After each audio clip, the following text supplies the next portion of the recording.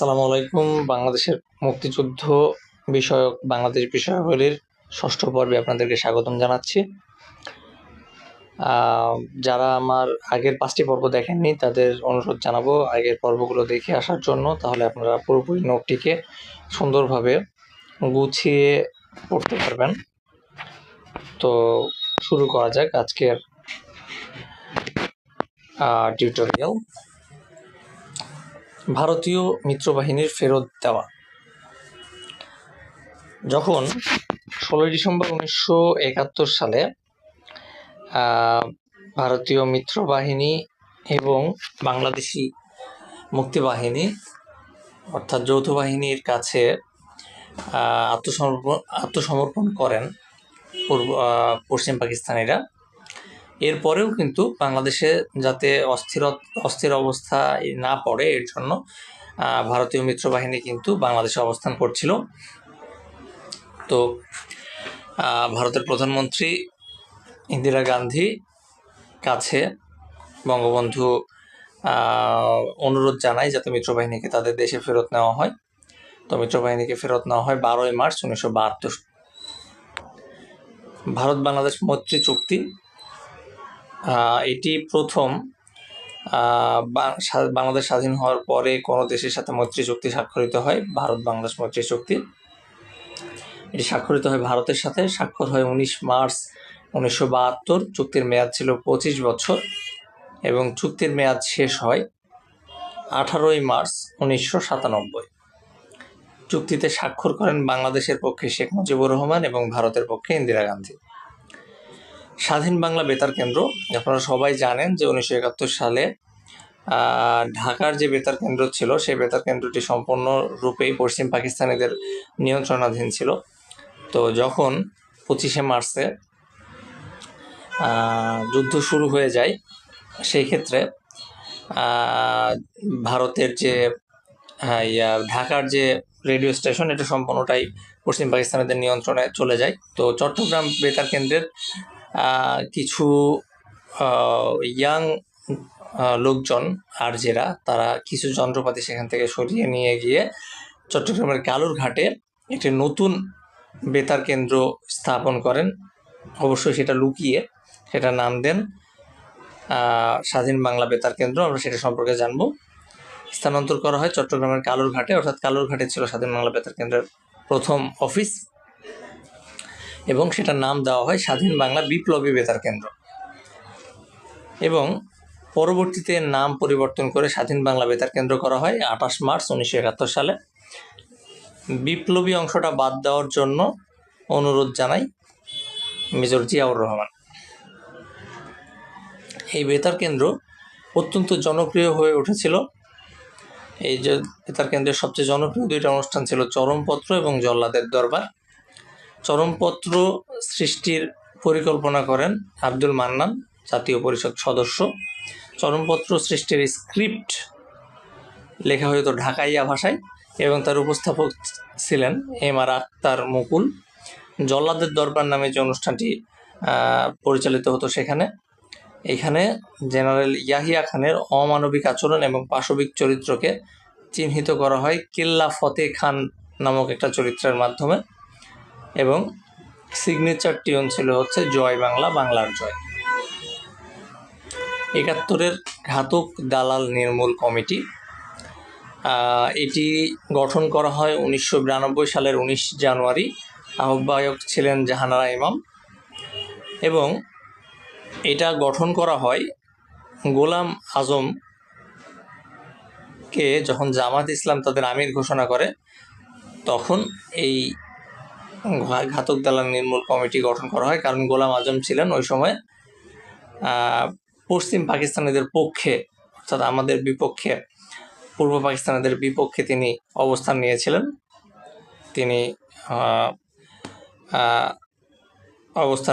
এবং বাঙালিদের যে চিরশত্রু 3টি সংগঠন ছিল তার মধ্যে একটির আমির ছিলেন তিনি। আর গোলাম আজমের বিরুদ্ধে সুনির্দিষ্ট অভিযোগ ছিল 10টি। 26 মার্চ 1972 সালে গণ আদালতের মাধ্যমে সোহরাওয়ার্দী উদ্যানে তার এই অভিযোগগুলোকে সুনির্দিষ্ট করা হয় এবং 12 জন বিচারকের সমন্বয়ে গঠিত গণ আদালতে এই গোলাম আজমের মৃত্যুদণ্ড ঘোষণা করা হয় এবং গণ আদালতের চেয়ারম্যান ছিলেন জাহানারা ইমাম।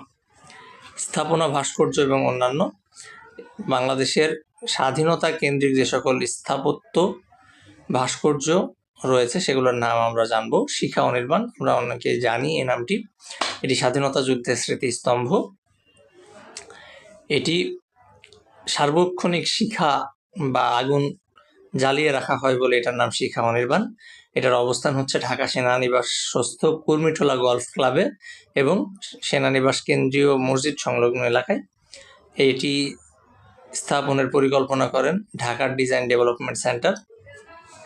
শিখা চিরন্তন 7 মার্চের ভাষণ এবং পাকিস্তানি বাহিনীর আত্মসমর্পণের দলিল স্বাক্ষরের স্মৃতি হিসাবে স্মরণীয় করে রাখতে এই শিখা চিরন্তন স্থাপত্যটি করা হয়। এটির অবস্থান সোহরাওয়ার্দী উদ্যানে এবং এটি স্থাপনের উদ্যোগ নেওয়া হয় 1996 সালে এবং স্থাপিত হয় 1997 সালে 26 মার্চ। জাতীয় স্মৃতিসৌধ আপনারা সকলেই চিনেন। এটি তৈরি করা হয় জাতীয় শহীদদের স্মরণে। এটির অবস্থান হচ্ছে সাভারের নবীনগরে। এটির ভিত্তিপ্রস্তর স্থাপন করা হয় 16 ডিসেম্বর 1972 সালে এবং ভিত্তিপ্রস্তর স্থাপন করেন শেখ মুজিবুর রহমান। স্থপতি ছিলেন সৈয়দ মঈনুল হোসেন। এটি খুবই গুরুত্বপূর্ণ। উচ্চতা 150 ফুট বা মিটারে হচ্ছে 46.5 মিটার।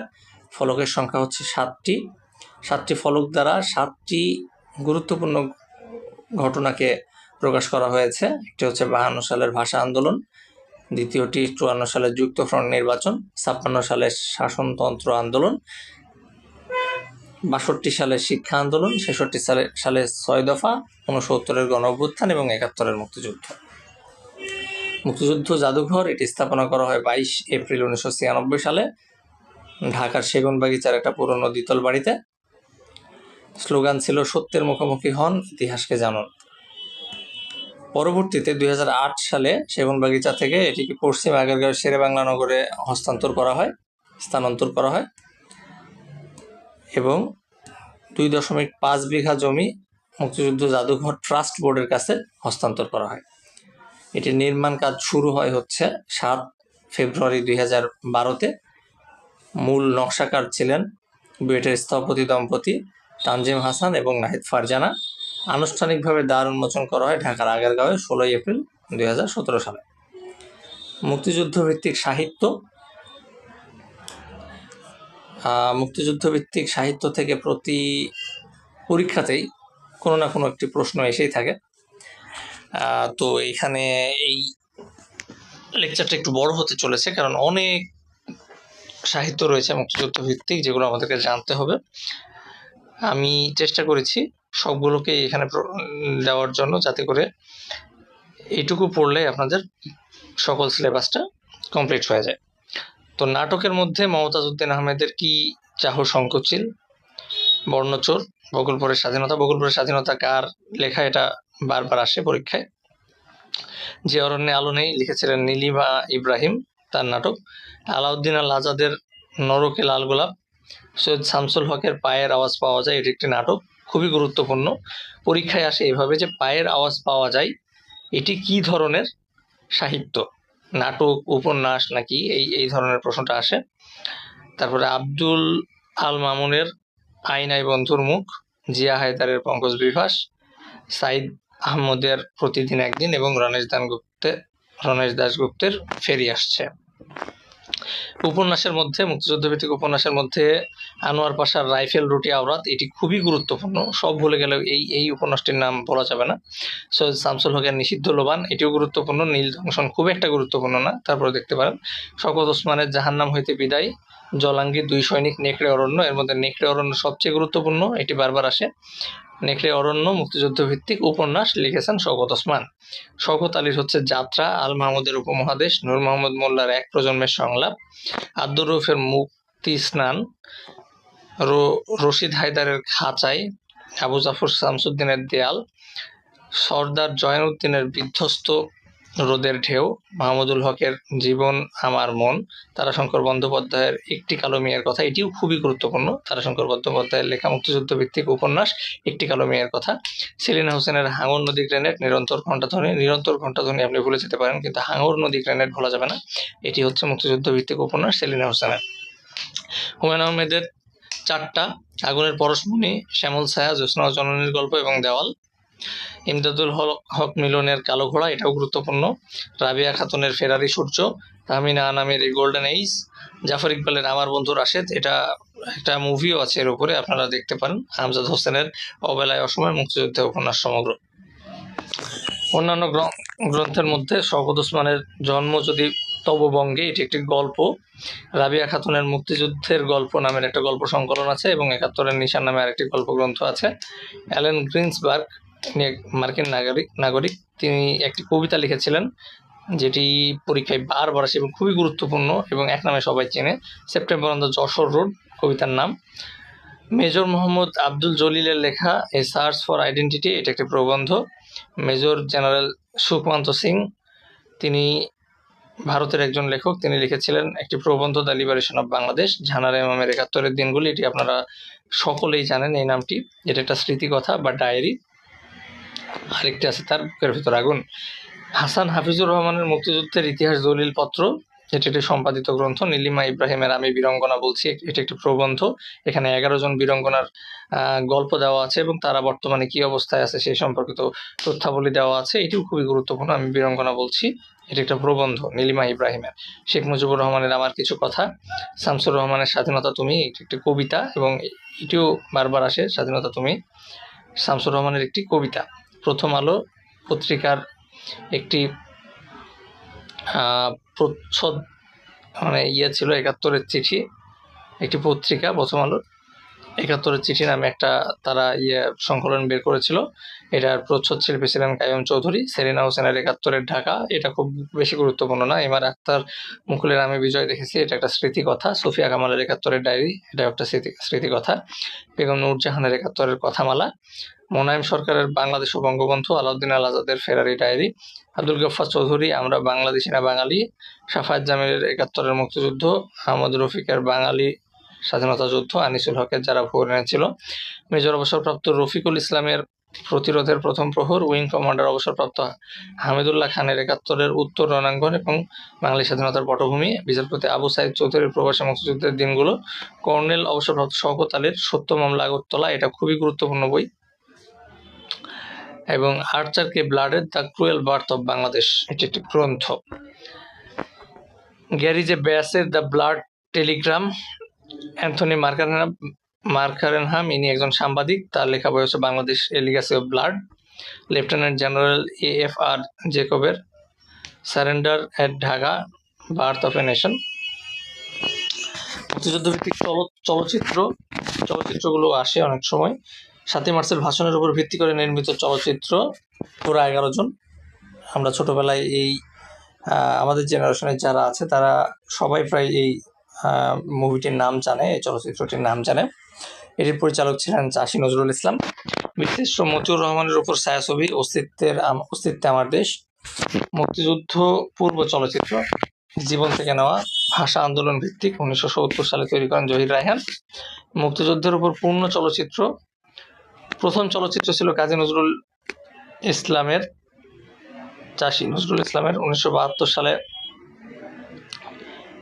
এটা কাজী নজরুল ইসলাম না, এটা চাষী নজরুল ইসলাম হবে। চাষী নজরুল ইসলামের ওরা ১১ জন, এটি মুক্তিযুদ্ধ ভিত্তিক প্রথম চলচ্চিত্র পূর্ণদৈর্ঘ্য। 1972 সালে তৈরি করা হয়। রক্তাক্ত বাংলা তৈরি করেন মমতাজ আলী। বাঘা বাঙালি তৈরি করেন আনন্দ। অরুণোদয়ের অগ্নিসাক্ষী তৈরি করেন সুভাষ দত্ত 1972 সালে। জয় বাংলা নামের মুভিটি তৈরি করেন ফখরুল আলম। ধীরে বহে মেঘনা আলমগীর কবির। আমার জন্মভূমি আলমগীর কুমকুম। তোরা আবার মানুষ খান আতাউর রহমান 1973 সালে, এটা খুবই গুরুত্বপূর্ণ। সংগ্রাম চাষী নজরুল ইসলাম 1974 সালে তৈরি করেন। আলোর মিছিল নারায়ণ ঘোষ মিতা। বাংলার 24 বছর মোহাম্মদ আলী। কার হাসি কে হাসে আনন্দ। মেঘের অনেক রং হারুনুর রশিদ তৈরি করেন। রূপালী সৈকত আলমগীর কবির তৈরি করেন। কলমিলতা শহীদুল হক খান তৈরি করেন। বাঁধনহারা এই যে মিন্টু। চিৎকার মতিন রহমান। আগুনের পরশমণি তৈরি করেন হুমায়ুন আহমেদ, এটা খুবই গুরুত্বপূর্ণ। নদীর নাম মধুমতি, তানভীর মোকাম্মেল, এটিও খুবই গুরুত্বপূর্ণ, 1995 সালে তৈরি করা হয়। এখনো অনেক রাত, খান আতাউর রহমান। হাঙর নদী গ্রেনেড, চাষী নজরুল ইসলাম, 1997 সালে তিনি তৈরি করেন, এটাও পরীক্ষায় আসে। মাটির ময়না, তারেক মাসুদ, এটাও অত্যন্ত গুরুত্বপূর্ণ, এটা 3 স্টার। শ্যামল ছায়া, হুমায়ুন আহমেদের। মেঘের পরে মেঘ, কাজী নজরুল ইসলামের। জয়যাত্রা, তৌকির আহমেদের। ধ্রুবতারা, চাষী নজরুল ইসলামের। খেলাঘর, মোর্শেদুল ইসলামের। রাবিয়া, তানভীর মোকাম্মেলের। মেহেরজান, রুবায়েত হোসেনের। খণ্ডগল্প, 1971, বদরুল আলম জোদের। গেরিলা, নাসির উদ্দিন ইউসুফ বাচ্চুর। আমার বন্ধু রাশেদ, মোরশেদুল ইসলাম। আমার বন্ধু রাশেদ বইটি লিখেছেন কিন্তু জাফর ইকবাল স্যার, কিন্তু মুভিটি তৈরি করেছেন মোরশেদুল ইসলাম 2011 সালে। ও আমার দেশের মাটি, অনন্ত হীরা। এই তো প্রেম, সোহেল আরমান। আত্মদান, শাহজাহান চৌধুরী। দ্বীপ নিভে যায়, ইলজার ইসলাম। লাল সবুজ নামের মুভিটি বানিয়েছেন শহীদুল ইসলাম। স্বল্পদৈর্ঘ্য চলচ্চিত্র বা শর্ট ফিল্ম তৈরি করেছেন অনেকেই, তার মধ্যে কিছু গুরুত্বপূর্ণ শর্ট ফিল্মের নাম এখানে দেওয়া আছে। আগামী নামে শর্ট ফিল্মটি তৈরি করেন মোরশেদুল ইসলাম। সূচনা, মোরশেদুল ইসলাম। হুলিয়া, তানভীর মোকাম্মেল। স্মৃতি 71, তানভীর মোকাম্মেল। প্রত্যাবর্তন, মোস্তফা কামাল। ধূসর যাত্রা, আবু সাইয়েদ। আবর্তন, আবু সাইয়েদ। চাক্কি, এনায়েত করিম বাবুল। দুরন্ত, খান আখতার হোসেন। বখাটে, হাবিবুর রহমান হাবিব। 71-এর যিশু, নাসির উদ্দিন ইউসুফ বাচ্চু, এটি খুবই গুরুত্বপূর্ণ। 71-এর যিশু হচ্ছে একটা শর্ট ফিল্ম বা স্বল্পদৈর্ঘ্য চলচ্চিত্র, এটি পরিচালনায় ছিলেন নাসির উদ্দিন ইউসুফ বাচ্চু। প্রামাণ্যচিত্রের মধ্যে স্টপ জেনোসাইড তৈরি করেছিলেন জহির রায়হান, খুবই গুরুত্বপূর্ণ। 9 month to freedom, S Sukhdev, এটা না পড়লে হবে। Liberation fighters, Alamgir Kabir. 1 সাগর রক্তের বিনিময়ে, Alamgir Kabir. Innocent millions, Babul Chowdhury. Refugee 71, Binoy Roy. The country made for Bangladesh, Robert Rogers. Deadline Bangladesh, Brian Tuck, major Khaled সোয়ার, ভানিয়া কেউল। লুট অ্যান্ড লাস্ট, কাউল। মুক্তির কথা, তারেক মাসুদ এবং ক্যাথরিন মাসুদ একসাথে তৈরি করেন। A state is born, Zahir রায়হানের তৈরি, এটাও গুরুত্বপূর্ণ। 1971 নামে একটি প্রামাণ্যচিত্র তৈরি করেন তানভীর মোকাম্মেল। মুক্তিযুদ্ধ ভিত্তিক গান, এখান থেকেও প্রশ্ন আসে। আজকে আমাদের এই শীটটি শেষ হবে, আর এই মুক্তিযুদ্ধ ভিত্তিক গানগুলোর মাধ্যমেই আমরা আমাদের বাংলাদেশের মুক্তিযুদ্ধ বিষয়ক, অর্থাৎ বাংলাদেশ বিষয় বলে বাংলাদেশ মুক্তিযুদ্ধ পার্টটি শেষ করব। চলুন মুক্তিযুদ্ধ ভিত্তিক গানের গুরুত্বপূর্ণ কিছু জেনে নেওয়া যাক। 1 নদী রক্ত পেরিয়ে, গানটি লিখেছেন খান আতাউর রহমান, সুরকার ছিলেন খান আতাউর রহমান। 1 সাগর রক্তের বিনিময়ে, গানটি লিখেছেন গোবিন্দ হালদার, সুরকারও ছিলেন গোবিন্দ হালদার। মোরা একটি ফুলকে বাঁচাবো বলে যুদ্ধ করি, গানটি লিখেছেন গোবিন্দ হালদার এবং সুরকার ছিলেন আপেল মাহমুদ। ধনধান্য পুষ্প ভরা, গানটি লিখেছেন দ্বিজেন্দ্রলাল রায়, খুবই গুরুত্বপূর্ণ, এবং সুরকারও ছিলেন দ্বিজেন্দ্রলাল রায় এবং গেয়েছেনও তিনি। সালাম সালাম হাজার সালাম, গানটি লিখেছেন ফজল এ খোদা এবং সুরকার ছিলেন আব্দুল জব্বার। এই পদ্মা, এই মেঘনা, এই যমুনা সুরমা নদীর তটে, এই গানটি লিখেছেন হচ্ছে আবু জাফর এবং সুরকারও ছিলেন আবু জাফর। পূর্ব দিগন্তে সূর্য উঠেছে, রক্তলাল রক্তলাল রক্তলাল, এই গানটি লিখেছেন গোবিন্দ হালদার এবং সুরকার ছিলেনও গোবিন্দ হালদার। পদ্মা, মেঘনা, যমুনা, গানটি লিখেছেন গোবিন্দ হালদার এবং সুরকার ছিলেন সমর দাস। সব কটা জানালা খুলে দাও না, এটি নজরুল ইসলাম বাবুর লেখা এবং নজরুল ইসলাম বাবুরই সুর করা। রবীন্দ্রনাথ ঠাকুরের গানগুলো একবারে পড়ে যেতে পারেন। বাংলার মাটি বাংলার জল, ও আমার দেশের মাটি তোমার তরে ঠেকায় মাথা, আজি বাংলাদেশের হৃদয় হতে, আর সার্থক জনম আমার জন্মেছি এই দেশে। এই 4টি গান রবীন্দ্রনাথ ঠাকুরের লেখা এবং সুরও রবীন্দ্রনাথ ঠাকুরের। কাজী নজরুল ইসলামের 2টা আছে, দুর্গমগিরি কান্তার মরুদুস্তর পারাবার হে, এই শিকল পরা ছল, এই 2টি মুক্তিযুদ্ধভিত্তিক গান কাজী নজরুল ইসলামের লেখা এবং সুরও কাজী নজরুল ইসলামের। তীরহারা এই ঢেউয়ের সাগর পাড়িতে পড়ে, আপেল মাহমুদের লেখা এবং আপেল মাহমুদের সুর করা। জন্ম আমার ধন্য হলো মাগো, গানটি লেখা হচ্ছে নঈম গহরের এবং আজাদ রহমানের সুর করা। নাম দিয়ে কিনেছি বাংলা, এটি খুব একটা গুরুত্বপূর্ণ না, তাও দেখতে পারেন। আব্দুল লতিফের লেখা, আব্দুল লতিফের সুর করা। শোনা শোনা শোনা লোকে বলে শোনা, এটা গুরুত্বপূর্ণ, আব্দুল লতিফের লেখা, আব্দুল লতিফের সুর করা। চাচা মুঠোদের মজুরের, এটা একবার দেখতে পারেন, যদিও খুব একটা কাজের না। চাচা মুঠোদের মজুরের, আলী মহসিন রাজা এবং খাদেমুল ইসলাম বসুনিয়া। জয় বাংলা বাংলার জয়, গানটি লিখেছেন মাজহারুল আনোয়ার এবং সুর করেছেন আনোয়ার পারভেজ। শোনো একটি মুজিবরের থেকে লক্ষ মুজিবরের কণ্ঠে, এই গানটি লিখেছেন গৌরী প্রসন্ন মজুমদার এবং এটি সুর করেছেন অংশমান রায়। এর মাধ্যমেই আমরা আমাদের বাংলাদেশ বিষয়াবলীর 35 পেজের যে শীটটি ছিল সেটি শেষ করলাম 6টি পর্বে। আপনারা যারা এই এপিসোডগুলো দেখে শীটটি সুন্দরভাবে পড়ে শেষ করতে পারবেন, আশা করি তাদের বাংলাদেশ বিষয়াবলী থেকে আর কোনো প্রকার সমস্যা থাকবে না। যদি এর বাইরে কোনো কিছু আপনাদের প্রশ্ন থাকে বা আমাদের টিউটোরিয়াল রিলেটেড যদি কোনো ইনকোয়ারি থাকে বা কোনো কিছু আপনারা জানতে চান, আমাদেরকে কমেন্ট সেকশনে জানাবেন। আমরা সেই বিষয়ক টিউটোরিয়াল তৈরি করার চেষ্টা করব। সেই পর্যন্ত সবাই ভালো থাকবেন, সুস্থ থাকবেন। দেখা হবে অন্য কোনো এপিসোডে অন্য কিছু নিয়ে।